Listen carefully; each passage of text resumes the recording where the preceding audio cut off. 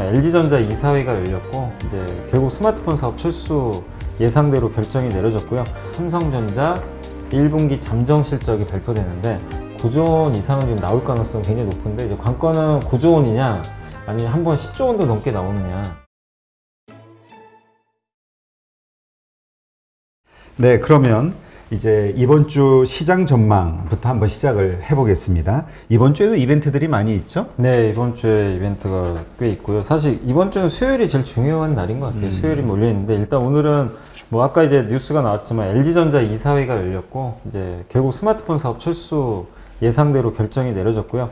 내일은 이제 자본시장법 개정안이 시행된다고 하는데 불법 공매도 강화한다고 했잖아요. 처벌. 그거에 대해서 내일부터 본격적으로 이제 처벌을 강화하는 출발점이라고 보시면 좋을 것 같고요.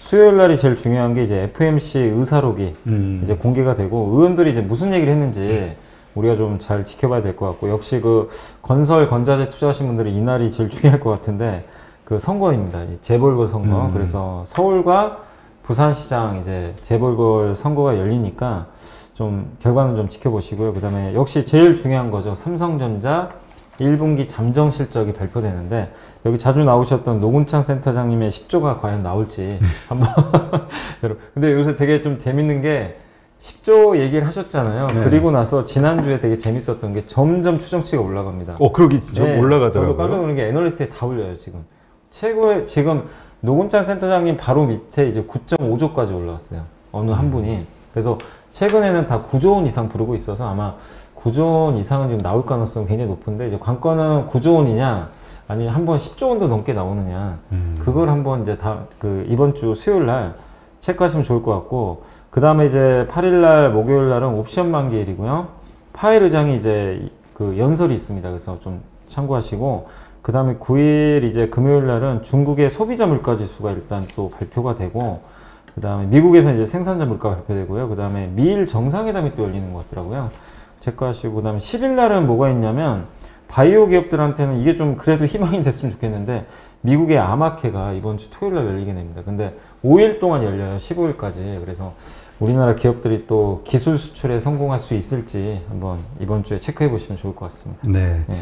그리고 참 마침 7일 날 이게 이제 삼성전자 실적 네. 발표 날이잖아요. 그날 오후 5시 저희가 이제 내일서부터 매일 5시에 라이브 방송이 네. 시작이 되는데 7일 날 5시에 노군창 센터장이 나와요. 그러시구나. 그래서 그날 실적이 맞는지 틀리는지. 이거 뭔가 좀 성적표 공개하신다 같은데. 그날 저 센터장님도 약간 좀 부담되겠네요. 부담스러우실 것 같아요. 예. 예. 그날 저 방송 보시는 분들 또 반도체, 삼성전자, LG전자, 그다음에 그 SK 하이닉스 관심 있으신 분들은 네. 또 직접 노은창 센터장에게 또 질문하실 수 있으니까 들어오시면 될 것 같고요. 자, 지금 어쨌건 그 가장 중요한 게 이제 삼성전자의 실적과 관련해서. 근데 사실 실적도 실적이지만 제일 중요한 건 주가 방향이죠. 네. 지금 8만 원대에 갇혀 있는데 이게 과연 뚫고 상단으로 갈 거냐. 요즘 외국인들이 좀 많이 매수하고 있죠. 네. 일단 이제 삼성전자가 그래도 8만 원 초반에서 움직이다가 드디어 8만 원 이제 중반까지는 올라왔습니다. 8만 5천 원대까지 올라왔고 오늘도 분위기가 괜찮은 것 같더라고요. 증시가 좀 쉬어가는데도 삼성전자 굉장히 안정적인데 사실 뭐 그동안 오래 쉬었기 때문에 가격적인 좀 매력도 좀 충분히 있는 것 같고요. 그리고 이제 이걸 이제 8만 전자에서 9만, 10만 전자로 갈 수 있느냐 여기가 이제 초미의 관심사인데 일단 가능성은 좀 충분하다고 저도 보고 있어요. 왜냐하면 지금 뭐 노건찬 선생님이 10조 원 얘기하셨지만 그걸 떠나서라도 이 실적의 방향성이 중요하거든요. 사실은 그렇죠. 이제 절대 수치보다. 근데 이게 어떨 때는 실적 추정치가 점점 떨어질 때가 있어요. 근데 그럴 때는 되게 안 좋은 건데 지금 발표일이 다가올수록 추정치가 점점 올라가요. 일주일 전만 해도 부정적인 얘기가 더 많았잖아요. 맞아요. 손해 많이 보고 있다. 네, 실적이 안 좋을 거다. 네.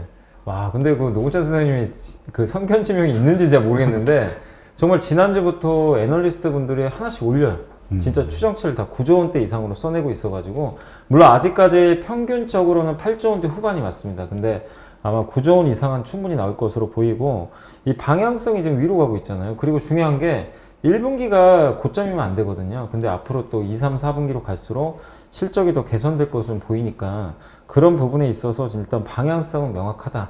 이렇게 좀 봐주시면 좀 좋을 것 같고 그 다음에 이제 중요한 것도 내년 실적도 물론 중요한데 삼성전자가 예전보다는 비싸진 건 사실이에요. 지금 주가가 8만 원대 올라오면서 PER이 옛날에 10배가 안 됐거든요. 근데 내년 실적 기준으로 현재 순이익이 45조 예상하는데 계산을 해보니까 PER이 12배 정도 되더라고요. 그러니까 12배면은 비싼 건 아니거든요. 지금 우리나라 한국 증시 평균 PER이 13배니까. 그래서 삼성전자 지금 주가는 충분히 매력적이다. 이 저평가돼 있다. 이렇게 보시면 좋을 것 같고, 그 다음에 이제 이게 진짜 우리나라 지금 요새 반도체 소부장 기업들이 정말 뭐 파티, 축제를 펼치고 있는데, 미국이 반도체 굴게 한다고 아예 바이든 대통령이 직접 입으로 설명을 해버렸죠. 그렇죠. 예, 56조 원 정도 되는 규모로 자국 반도체 사업 일단 육성을 하겠다. 그래서 굉장히 큰 규모죠. 큰 규모로 좀 육성을 할 것 같고, 특히 삼성전자가 미국 오스틴에 공장이 있기 때문에 이거 아마 증설할 수 있고, 4월 12일인가요? 아마 날짜가 그때로 제가 알고 있는데, 이제 백악관에서 기업들을 초청했다고 하더라고요. 예. 그때 삼성전자도 초대됐다고. 네, 맞아요. 그럼 분명히 이 얘기가 나올 것 같아요. 증설 좀 요청을 할 것 같은데, 그러면 한국 기업들의 위상은 당연히 올라갑니다. 왜냐하면 미국이 어쨌든 중국을 견제하는 그림 속에서 한국이라든가 대만과 같이 가겠다는 거거든요. 반도체 쪽으로. 그러면 한국 입장에서 뭐 나쁠 건 없죠. 사실 미국의 어쨌든 반도체 또 밸류체인을 이용할 수도 있기 때문에 그런 면에서는 한국의 어떤 이제 반도체, 미국의 굴기에 따른 한국 반도체 시장의 또 다른 성장이 하나 또 생겼다라고 보시면 좋을 것 같고, 그 다음에 이제 스마트폰 사업부가 최근에 굉장히 선전하고 있습니다. 그 갤럭시 S21이 2월달 판매에서 전 세계 1등을 차지했고, 이번에 사실 삼성전자 실적이 점점 올라가는 가장 큰 이유가 반도체는 사실 아직은 좀 부진해요. 오스틴 공장 그 적자가 들어가니까. 근데 스마트폰 사업이 되게 좋나 보여요. 생각보다 스마트폰 판매량이 계속 이렇게 증가하면서 이번에는 좀 효자 노릇을 할 것 같습니다. 항상 이제 최근 몇 년간 보면 반도체가 좋고 스마트폰이 깎아먹고 이게 좀 반복이 됐는데, 맞아요. 이번 1분기는 좀 바뀌었어요, 상황이. 그래서 스마트폰 사업부가 효자 노릇을 할 것 같고, 근데 여기서 끝나는 게 아니라 가을에 또 삼성전자의 전략 스마트폰이 폴더블 폰이 이제 한 3종 정도 나오는데, 일단 비싼 모델들이에요. 그러게요. 예. 근데 일단 이번 기회에 뭔가 폴더블 폰이 상당히 유행을 끌 것 같은 느낌이 네, 들더라고요. 맞아요. 왜냐면은 삼성만 하면 좀 외로울 수가 있는데, 샤오미가 저번에 공개했잖아요. 저번 그렇죠. 주에 가격도 얼마 안 비쌉니다. 170만 원으로 확 내려가지고 삼성께 230만 원이거든요. 그래서 낮춰서 하는데 아마 삼성도 가격을 좀 낮추겠죠. 그러면 중국의 대륙의 실수라는 표현을 할 정도로 샤오미가 그런 얘기 많이 듣잖아요. 그 정도로 정말 값싸게 많이 만드는데, 샤오미가 이 길을 열었다는 거는 이 폴더블 폰이 약간 대중화될 수도 있다는 거거든요. 그러면 오히려 삼성 입장에서 나쁜 게 전혀 아니에요. 경쟁사가 생기는 게 나쁠 수는 있다 하더라도 이게 지금 삼성전자 하기에는 시장이 너무 작아요, 지금. 예. 서로 막 폴더블 폰 하면서 시장을 넓혀주는 일단 역할을 넓혀야 하니까. 돼요. 예, 넓힐 필요가 있어요. 넓힌 다음에 그 다음에 경쟁하면 되는 건데, 지금 상황에서 뭐 몇만 대, 몇백만 대 팔리질 않기 때문에 누군가 키워줘야 돼요. 그 파트너로 지금 샤오미가 먼저 뛰어들었고, 샤오미가 하면요 중국 업체들 다 따라합니다. 그렇죠. 오포, 비포도 있고, 그 다음에 또 뒤에는 미국의 애플도 지금 준비를 하고 있다고 하더라고요. 그럼 애플까지 뛰어들면 폴더블 시장 커지는데, 이게 많이 팔리면 삼성 입장에서 되게 좋은 게 일단 기본적으로 마진이 좋아요. 단가 올라가니까. 그런 면에서 폴더블 폰으로 통해서 스마트폰의 이익의 안정성이 증가할 수 있기 때문에 되게 좋은 어떤 지금 저는 모델을 보고 있거든요. 그렇게 보면 스마트폰도 올해는 좋아지고 반도체는 하반기로 갈수록 계속 좋아지는 그림이고, 그래서 1분기 실적 발표 이후에 정말 우리가 기대했던 거 이상으로 나와준다면 그게 뭔가 시발점이 돼서 삼성전자 좀 주가가 좀 계속 우상향하는 그림이 펼쳐지지 않을까, 이렇게 좀 예상을 하고 있습니다. 네. 그러니까 하여튼 현재 남아있는 그 어떤 뉴스들을 점검을 해보면 어쨌든 호재가 좀 더 많은 것 같죠? 네, 맞습니다. 예. 지금 LG전자도 오늘 상당히 중요한 네네. 날이죠. 이사회 열고 모바일 사업을 종료하기로 이제 최종 네. 결정을 내렸다. 어떤 후폭풍이 올까요? 일단 사실 이제 제일 좋은 그림이 매각인데, 매각은 안 됐던 것 같아요. 저번에 베트남에서도 한번 매각을 하려고 했던 것 같고, 러시아도 있었는데 이제 뭐 매물이 안 맞았던 것 같아요. 그래서 결국 철수로 결정을 했고, 철수도 일단 호재입니다. 왜냐면 그 지난 그 2015년 2분기부터 작년 4분기까지 무려 23개 분기 연속 적자예요. 그러니까 한 분기도 이익을 낸 적이 없어요. 2015년 2분기부터는. 그래서 그동안 적자 규모가 5조 원이고 작년 한 해만 8천억을 까먹었대요. 그러니까 LG전자가 이렇게 날고 싶어도 자꾸 스마트폰이 이게 날개 축을 자꾸 내려버렸어요. 그동안은. 그러니까 주가가 오르다가 무너지고 그랬는데, 그러니까 항상 LG전자 투자하신 분들은 아 진짜 삼성전자처럼 좀 날아갔으면 좋겠는데 진짜 답답해 하셨거든요. 그 원인 중에 하나가 사실 이 스마트폰 사업인데 드디어 뭐 그 LG가 철수를 했고 사실 LG가 되게 많은 분들이 아마 뉴스 통해서 보셨을 거예요. 인하의 LG라고 웬만하면 아무리 적자 나는 사업도 잘 매각을 안 해요. 맞아요. 그냥 떠안고 가요. 그러니까 적자가 커도 그래서 그런 이제 좀 스타일의 LG인데 어쨌든 구광모 회장이 오면서 뭔가 변했어요. 이거는 뭐 약간 잔인할 수도 있지만 주가 측면에서 되게 긍정적인 수밖에 없어요. 안 되는 사업 쳐내야 되거든요. 사실 주가 측면에서. 근데 그런 거를 일단 결정을 내렸다는 거는 향후 그 구광모 회장의 의지가 반영됐고 LG전자를 이제 투자할 때 이제 투자분들이 이걸 느낄 수 있어요. 이제 LG전자는 안 되는 사업을 끌고 가는 회사는 아니구나. 이제는 처단하겠구나. 안 되는 거. 돈 되는 거에 집중하겠다. 그러면 주주 입장에서도 이거는 나쁜 건 아니거든요.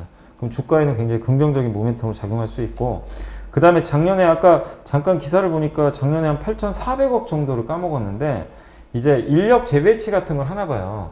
그러면은 올해 그러니까 이게 마이너스 8천억인데 그러면 이게 없어지면서 올해 실적은 플러스가 될 거 아니에요. 그렇죠. 그만큼 작년보다는. 근데 그 효과가 전체가 8,400억이 플러스 되는 건 아니고 그 정확한 수치는 저도 모르겠지만 5천억 정도가 플러스 될 거래요. 왜냐하면 인력 재배치하는 비용이 좀 들어가나 봐요. 여기저기 재배치할 때 인력 구조조정 좀 비용도 들어가니까 그거 감안하면 한 5천억 정도가 작년보다 이제 기본적으로 플러스가 그냥 돼버리는 거죠. 그런 관점으로 보면 이익이 좀 우리가 좀 확실하게 이제 그동안 적자 사업부가 없어진 데 따른 뭔가 플러스 효과를 이제부터 우리가 누릴 수가 있기 때문에 LG전자 주가에는 상당히 긍정적이고 또 7월 달에 마그나하고 합작사가 이제 드디어 출범을 합니다. 그러면 이제 그 LG전자의 주요 핵심 동력은 이제 스마트폰 아예 없고요. 뭐가 있냐면 가전과 그 다음 중간에 이제 아직은 작지만 로봇이 하나 들어가고 그 다음에 큰 줄기가 전기차 부품이에요. 이 세 가지로 갈 가능성이 높기 때문에 근데 다 좋잖아요. 그렇죠. 예, 다 뭐 너무나 매력적인 사업이니까 LG전자 이제부터는 진짜 만년 삼성전자에 좀 그 서로를 받았는데 한번 좀 격차를 해소할 수 있는 뭔가 모멘텀이 생긴 게 아닌가라고 보고 있습니다. 참 미국 기업들 같은 경우는 그 우리 지난번에도 그거 한번 살펴보니까 넷플릭스 경쟁자가 아마존인데도 네네네. 그 크라우드 경쟁력이 안 생기니까 팍 그냥 맞아요, 없애버리고 맞아요. 경쟁자인 아마존한테 맡겨버렸다고. 맞아요. 이런 게 아마 기업의 성장을 키우는 하나의 큰 동력이 아닐까 이런 생각이 드네요. 그게 참 바람직한 게 뭐냐면은 모든 기업이 다 할 수는 없거든요. 그렇지. 근데 안 되는 거를 굳이 떠안고 있어봐야 비용만 들어가는데 어쨌든 그런 결정들은 되게 좋고 또 LG전자도 이번 결정은 어쨌든 되게 좀 그 주가 측면에서도 잘하지 않았나 싶습니다. 네, 이제 이것이 이제 주주들의 마음을 어떻게 움직일지 주가는 어떤 방향으로 흘러갈지 네. 잘 지켜볼 만하겠네요. 그 다음에 이제 철강주 흐름도 상당히 좋죠. 이게 건설 이슈가 요즘 있어서 그럴까요? 예, 이 철강주들 제가 이제 그 지난주에요. 제가 자료를 좀 갖고 왔는데 중국 정부에서 그러니까 저번에도 저번 주 저저번 주도 제가 계속 말씀을 드렸던 게 철강주가 괜찮게 저는 보는 이유 중에 하나가 구조적으로 성장할 것 같다. 그러니까 철강은 구조적 성장이란 말이 안 어울리거든요. 그렇죠. 이미 예. 우리가 약간 사양 산업으로 좀 사양산업이 맨날 그럼 좋아지면 중국이 공급 가행해버리고 이래서 매년 사이클이 반복됐는데 올해는 왜 구조적 성장이 가능하냐면 일단 이 사이클이 없어요. 무슨 얘기냐면 중국이 감산에 들어가요. 그 환경 문제 때문에 그 중국이 철강 생산량이 전 세계 1등이잖아요. 근데 거기서 일단은 생산량을 줄여요. 그러면은 중국의 공급이 줄면서 철강 가격 자체가 일단은 올라갑니다. 이거는 포스코가 너무 좋아하는 그림이잖아요. 거기다가 한 가지 더 있는 게 지금 미국이 인프라 투자니까 거기에 많은 철강들이 또 들어갈 수 있으니까 수요도 되게 좋아요. 우리 한국도 마찬가지죠. 철강 이제 많이 쓰입니다. 왜냐? 자동차 저선 업황도 좋아지죠. 그리고 어차피 지금 정부나 이번에 서울시장 누가 될지 모르겠지만 공통적으로 공급 다 늘려요. 건설 쪽. 그러면 철강 수요는 당연히 늘어나니까 좋고 이제 여기서 한 가지 또 방점을 찍은 게 지난 이제 주말에 나왔던 뉴스인데요. 중국 정부가 철강 수출 지원 중단 결정을 내렸대요. 이게 뭐냐면 수출 증치세라고 있는데 중국 철강사들이 그 해외 수출을 할 때 부가가치세 있잖아요. 네. 그거를 환급을 받아요, 원래. 그러니까 100만 원 수출하면은 뭐 예를 들면 10만 원을 돌려주는 거죠. 너 수출했어? 그래 10만 원 돌려줄게. 이러는데 이걸 없애버린대요. 안 준다고 하더라고요. 그러니까 이 조만간 발표를 한대요. 발표를 하는데 이걸 안 주면 중국 철강사 입장에서 이거 갑자기 철강 수출을 하기가 좀 애매해져 버린 거예요. 그러니까 이익이 확 줄어버리니까. 네, 이익이 줄어들어요. 그럼 이거를 안 하든가 물량을 줄이든가 아니면 철강 가격을 올리는 수밖에 없어요. 100만 원짜리를 110만 원에 파는 거죠. 그러면 이거는 무조건 철강 공급은 주는 대신에 가격이 올라가요. 그러면 한국 업체들한테 너무 좋은 게 그 우리나라가 19년도에 한국의 철강 내수가 5,300만 톤인데 그 중에 철강 수입이 1,678만 톤. 이게 이제 하나금융투자 박성모 애널리스트가 쓴 자료를 제가 요약해서 말씀드리는 거고요. 그 중에 51%가 850만 톤이 중국산이래요. 중국산이 그만큼 좀 많은 건데 이 중국산이 이제 한국에 많이 들어오게 되잖아요. 근데 그 중에 중국산 중에서 점유율이 제일 높은 게 판재료하고 봉연광이래요. 판재료가 뭐냐면은 가전제품하고 건자재에 들어가는 그런 것들 있죠. 뭐 도금 강판 이런 것들인데 이게 중국 회사들이 점유율이 55%나 돼요. 우리 한국에서 차지하는 게. 그 다음에 봉연광류는 H 모양으로 돼 있는 H빔이라고 하는데 주로 그 건설 쪽에 많이 쓰인다고 합니다. H빔이라고 합니다. 이 건설 현장 보면은 H 모양으로 엄청나게 큰 그 철강들이 있어요. 서로 이렇게 막 기둥 쌓아가면서. 네. 그걸 말하는 건데 그게 중국산이 62%나 차지하고 있대요. 우리 한국에. 근데 당연히 이게 이제 가격이 올라갈 수가 있기 때문에 우리나라 경쟁 업체는 되게 좋은데 문제는 이걸 가지고 만드는 업체한테는 좀 악재가 될 수 있어요. 건설업체, 가전업체. 왜냐하면 원가가 올라가니까. 그렇지. 약간 희비는 있는데 어찌됐건 간에 이런 뉴스는 철강업체 전체 우리 한국 업체 입장에서는 중국이 저번에 환경 때문에 그 감산까지 한 데다가 이제 수출 물량까지 줄이면 경쟁이 그만큼 완화되니까 그래서 오늘 포스코가 좀 많이 가는 거거든요. 그래서 올해만큼은 진짜 저는 민감주 제가 사실 그렇게 좋아하는 스타일은 아닌데 철강주는 정말 올해 민감주에서는 여러분들이 꼭 포트에 넣어야 될 저는 그런 섹터로 좀 계속 말씀을 드리고 싶습니다. 궁금한 것도 모르는 것도 많은 주린이 여러분, 생각보다 쉬운 주식 투자 저와 함께 해보시겠습니까? 이베스트 마이넷에서 프라임 서비스를 신청하시면 온라인 방송으로 저희 연불리와 함께 하실 수 있습니다.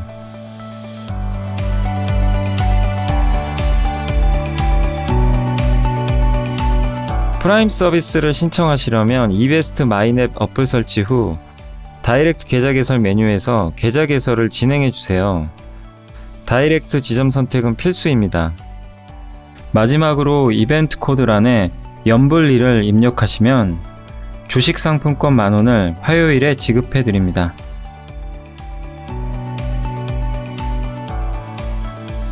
궁금하신 사항은 02-3779-8880으로 연락 주세요. 제가 여러분의 성공 투자를 끝까지 응원해 드리겠습니다.